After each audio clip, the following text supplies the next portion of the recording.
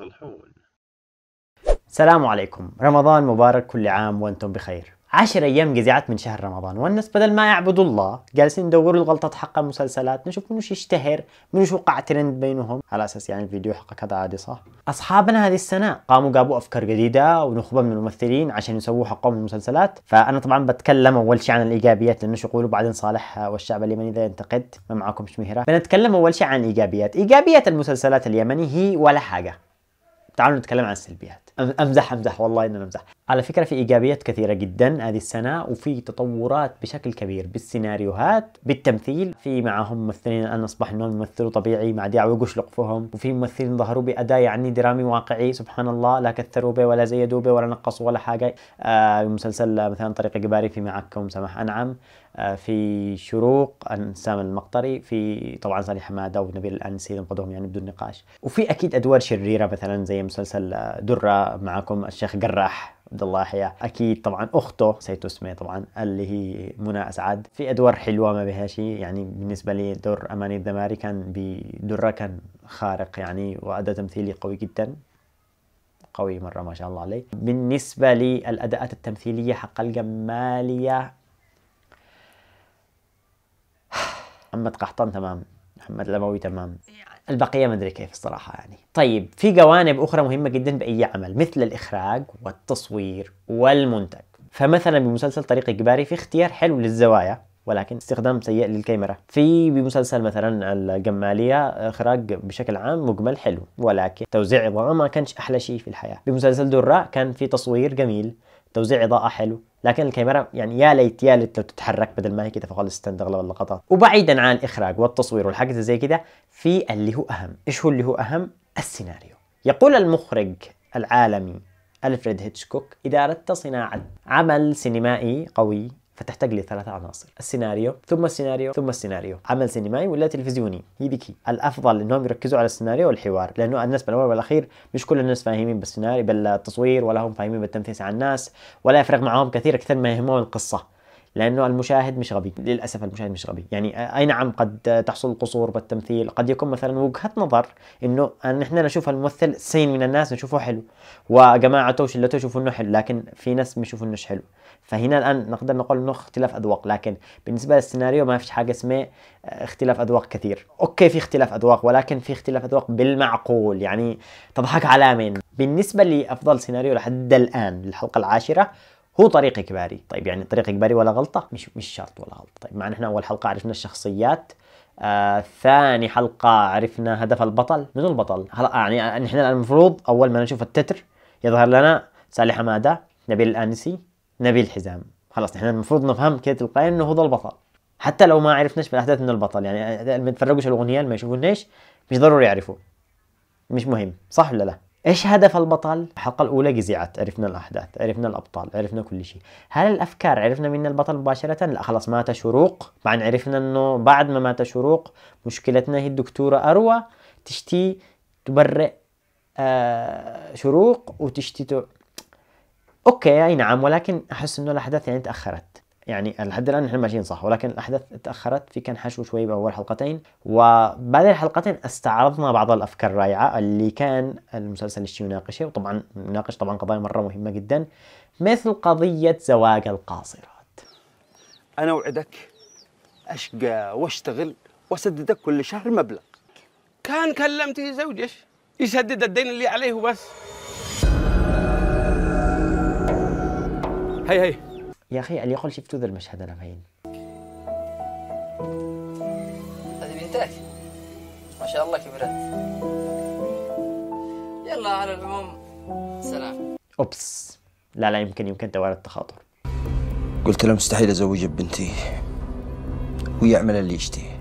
تروح عند حارث تبيع له البيت، خلاص بنتي صغيرة. يا بنت الناس هذا مضمون، وانت بعقلك بزوج بنتي لأي حال بهذا السن؟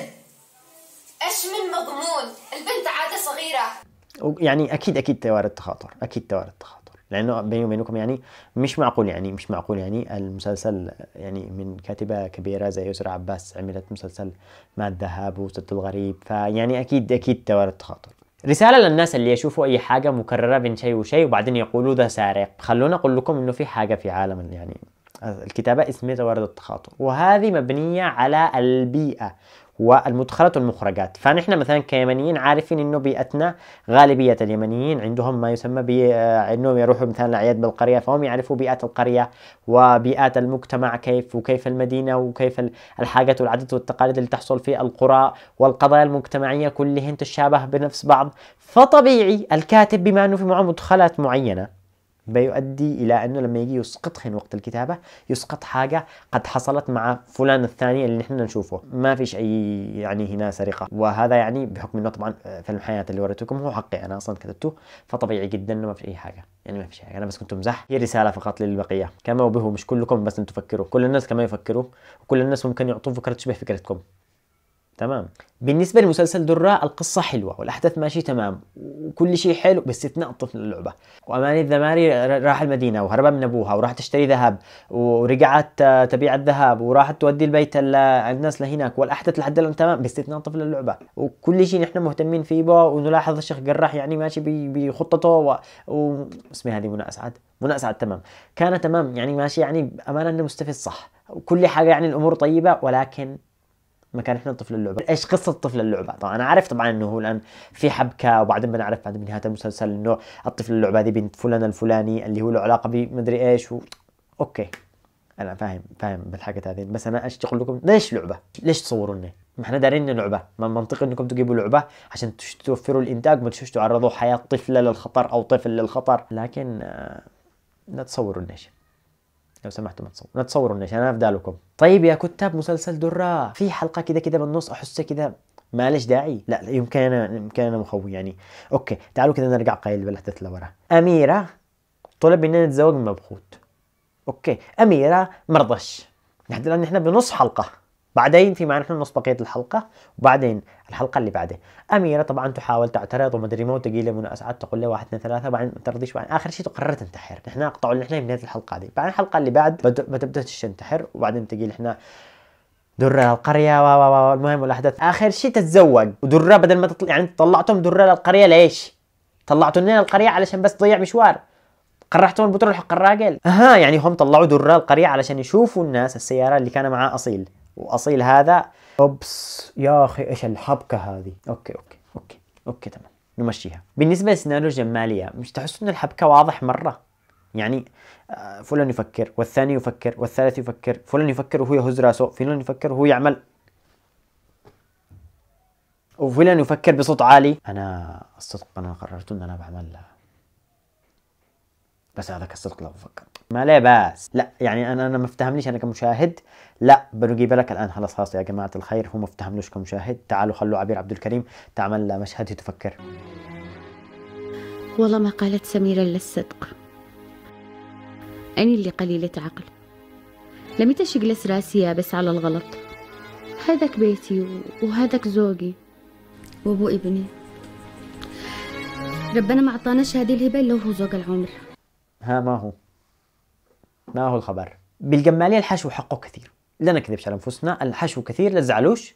السيناريو احس انه كان المفروض 15 حلقة كان يكفيكم، بس انا مش عارف يعني هو لازم النطة هذه، يعني لازم تقعثوا الناس وتربطوهم على 30 حلقة، المسلسل يكفيه 15. يا ريت لو سمحتم السنة اللي بعد لو انتم ناويين تسووا مسلسلات، طبعا في كثيرين منهم اصحابي يعني اقول كذا بصراحه يعني اعملوا مسلسل 15 حلقه ولا بطلوا، ولا سووا لنا افلام، ما الافلام برضه حلو ساعتين وخلاص خلصنا الموضوع. طبعا هم يعملوا لنا 30 حلقه علشان يعني يكثروا الاعلانات، يعني مش معقول طبعا يسووا لهم مسلسل منه 15 حلقه عشان بيقلوا الاعلانات يعني، ولا ممكن انهم يسووا فيلم، لانه لو سووا فيلم بيكون ساعتين. يعني اسالكم بالله تشتوا تفرقوا يعني فيلم بدل ما يكون مسلسل يكون منه ساعتين، فيلم نطرح حفاضة برنس بيبي اكيد يعني بيكون في مشكله، يعني بيكون في معنا مشكله بالناحيه هذه. فلو هو فيلم ما فيش معنا هنا حفاضة برنس بيبي، فطبيعي انهم يعملوا له مسلسل 30 حلقه، يعملوا فاصل، والفاصل الاعلاني يطرحوا فيه ولا يشتوا.